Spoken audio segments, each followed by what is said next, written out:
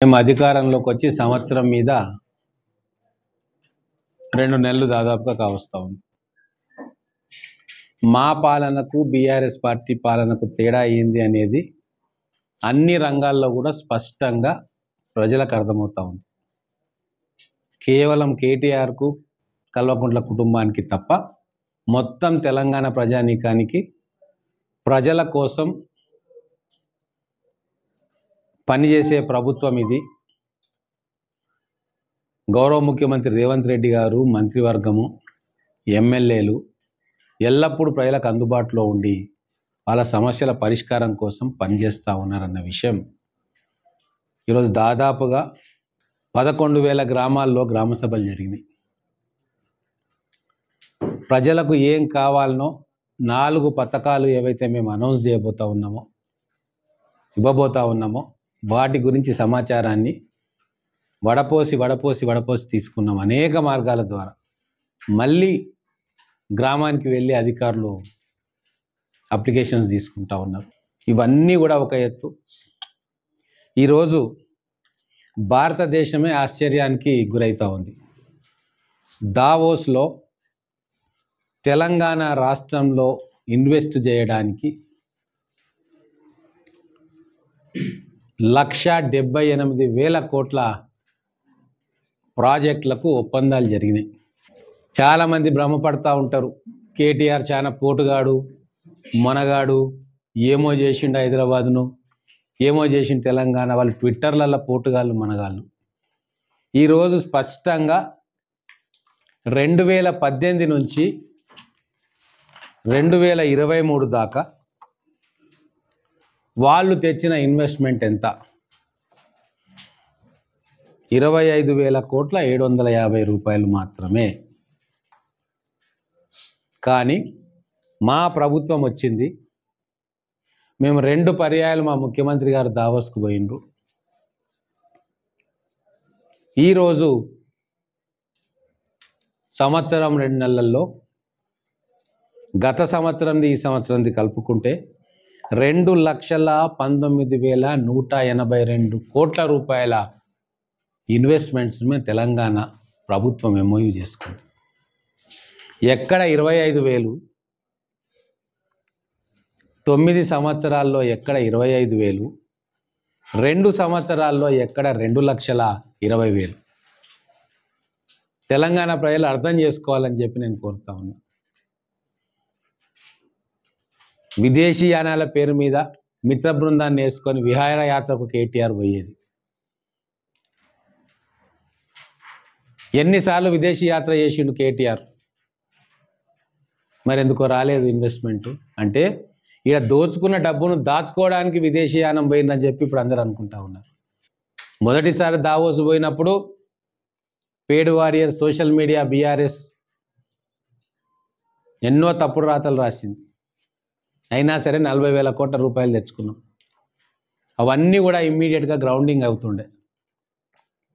ఇప్పుడు కూడా ఆంధ్రప్రదేశ్ కంటే, మహారాష్ట్ర కంటే ఎక్కువగా ఈరోజు తెలంగాణ రాష్ట్రంలో పెట్టుబడులు పెట్టడానికి ఎందుకు వస్తున్నారు అంటే, ఇక్కడ ఈ ప్రభుత్వము, గౌరవ ముఖ్యమంత్రి గారు తీసుకుంటున్న నిర్ణయాలు పారదర్శకంగా, అవినీతి లేకుండా నిజాయితీగా మా ప్రజలకు ఇన్వెస్ట్మెంట్ ఇక్కడ పెట్టేయాలి, మా ప్రజలకు ఉద్యోగాల కల్పన జరగాలి అని ఒక నిజాయితీతో కూడిన ఆకాంక్ష మాలో ఉన్నది కాబట్టి మా ప్రభుత్వంలో అది అర్థం చేసుకున్నారు కాబట్టి వచ్చిండ్రు.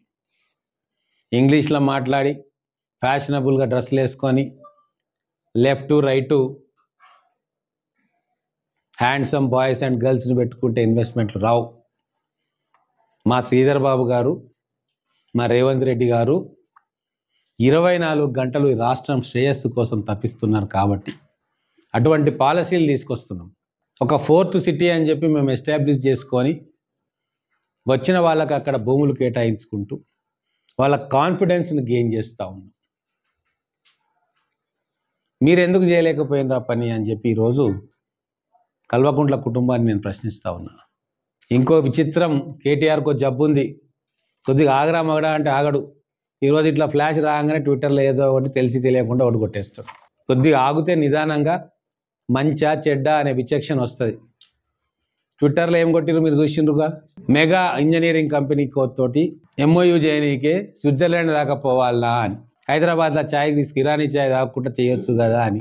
అంటే ఆయనకు తెలిసిన పరిజ్ఞానం గది. మన కంపెనీలు కూడా ఇంటర్నేషనల్ కంపెనీలు అయినా ఇప్పుడు హైదరాబాదులో MOU చేసుకుంటే ప్రపంచానికి తెలియదు.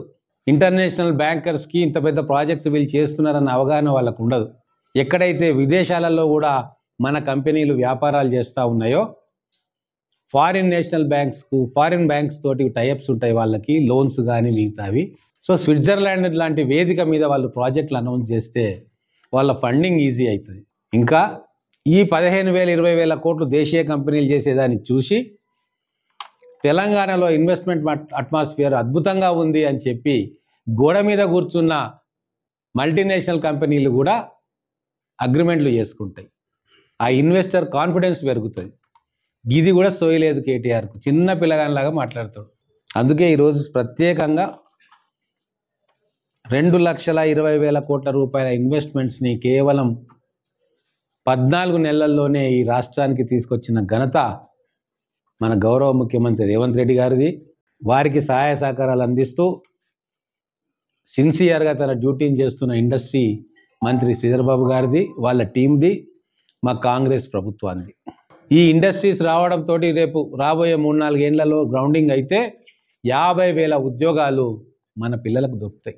ఆ ఉద్యోగాలు హైదరాబాద్లో రావచ్చు, మహబూబ్ నగర్లో రావచ్చు, వరంగల్లో రావచ్చు, ఎక్కడైనా తెలంగాణ ప్రాంతంలో రావచ్చు. నాగర్ కర్నూల్లో కూడా పంప్డ్ స్టోరేజ్ ప్రాజెక్ట్ ఒకటి వస్తూ ఉంది. ఆ డీటెయిల్స్ అన్నీ కూడా ఉన్నాయి. ఆషామాషిగా మాటలు చెప్పట్లే. ఆయిల్ పామ్ ప్రాసెసింగ్ ప్లాంట్ యూనిలీవర్ది కామారెడ్డిలో, అజిలిటీ అని Telangana agritech hub, dry ports పెడతా ఉన్నాం. Solar cell manufacturing modules, sun petrochemicals pump storage project 45,000 కోట్లు. దాంతో మన నాగర్ కర్నూలు జిల్లాకు కూడా ఎంతో లాభం అవుతుంది. అక్కడ ఉపాధి అవకాశాలు కూడా వస్తాయి. కాబట్టి దయచేసి మా మీడియా మిత్రులను కూడా నేను అడుగుతా ఉన్నా, మైండ్లోకి వెళ్ళి బీఆర్ఎస్ ఏమో చేసింది, వెలగబెట్టింది, కేటీఆర్ చాలా మేధావి అనేది మీ మైండ్లోకి వెళ్ళి తీసేసుకోండి. మా మీడియా మిత్రులను దయచేసి నేను అడుగుతా ఉన్నా. ఇంతకంటే ప్రూఫ్ ఏం కావాలి మీకు? కేటీఆర్ అంటాడు దద్దమ్మ. ఏం చేయాలనో, ఎప్పుడు ఏం చేయాలనో, ఏం మాట్లాడాలనో, ఏం రాజకీయం ఎప్పుడు చేయాలనో తెలియదు. మానులేని దేశంలో ఆమ్దం చెట్టు మహావృక్షం అన్నట్టు ఇప్పటిదాకా తెలంగాణ ప్రజలు భ్రమపడ్డారు. ఇప్పుడు మహావృక్షమే రేవంత్ రెడ్డి గారి రూపంలో ఈరోజు ముఖ్యమంత్రి స్థానంలో కూర్చున్నారు.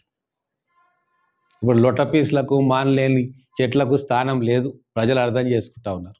ఒక ప్లాన్ ప్రకారంగా డిజైన్ చేసుకొని తెలంగాణ అవసరాలకు అనుగుణంగా నిపుణులతో చర్చించి ఇవన్నీ చేస్తూ ఉన్నాం.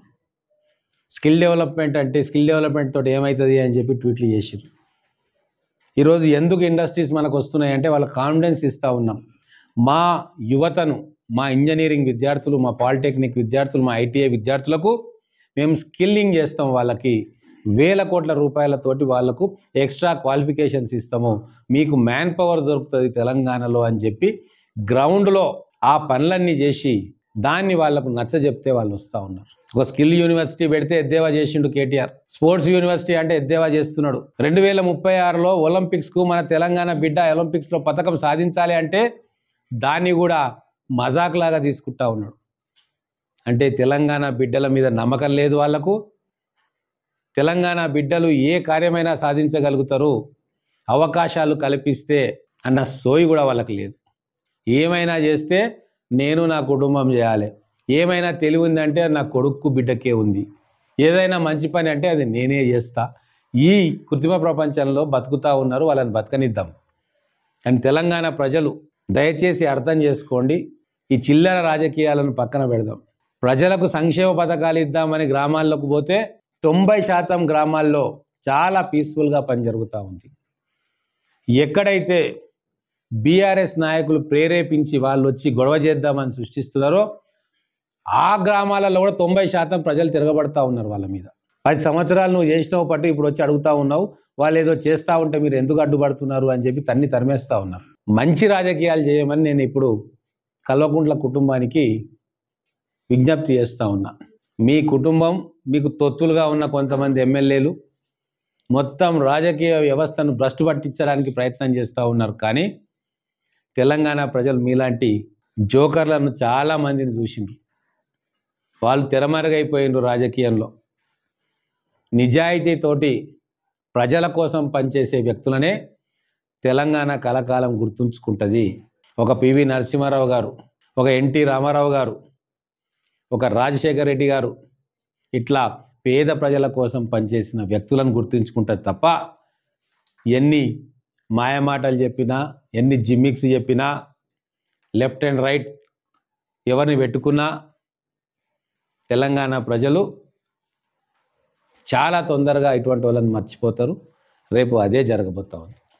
ఒకటండి, నేను చాలా స్పష్టంగా ఈ 4 సంవత్సరాలు ఎట్లా రాజకీయం చేయాలో నిర్ణయం తీసుకున్నా. నేను ఎవ్వరి మీద రాజకీయ విమర్శ చేయదలుచుకోలే. కేవలం హైదరాబాద్లో రాజకీయ విమర్శ చేస్తా, అది కేవలం కల్వకుంట్ల కుటుంబం మీద చేస్తా. ఎందుకు అంటే 10 సంవత్సరాలు 100 సంవత్సరాల విధ్వంసాన్ని నా కుటుంబం సృష్టించింది. మొదలు తెలంగాణ ప్రజలకు వీళ్ళు చేసిన ద్రోహం గురించి చెప్పాలి. మిగతావన్నీ కూడా రాజకీయాలు నడుస్తూనే ఉంటాయి, అది ఎప్పుడైనా చేసుకోవచ్చు. దానికి సమాధానం చెప్పేవాళ్ళు చెప్తారు. నేను మాత్రం ఒక లైన్ గీసుకున్నా.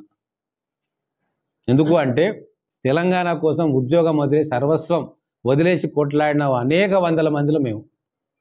ఆ రోజు మేము ఏమనుకున్నాము, తెలంగాణ వచ్చిన తర్వాత ఈ దుర్మార్గులు, ఈ కుటుంబం తెలంగాణ ఎట్లా ధ్వంసం చేసింది, అదే మా కళ్ళకు కనబడుతుంది తప్ప.